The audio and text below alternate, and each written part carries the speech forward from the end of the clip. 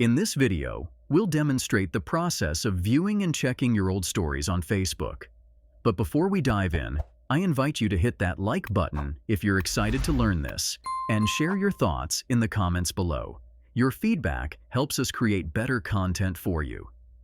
If you want to revisit your past posts and relive your memories, follow these steps. Log into your Facebook account. Tap on your profile picture or your name at the top left of the screen. Then, click on the three dots to the right of Edit Profile. Click here to access the activity log from this menu as well. Now, let's explore your old stories. Click on Archive, located in the top left corner of the activity log. Next, tap on Story Archive, which is also positioned in the top left corner. This will display your old stories. Once you've accessed the archive page, you will see your old stories neatly organized. You can click on them to view them in more detail and interact with them as you like. That's it. You've successfully learned how to check out your old stories on Facebook.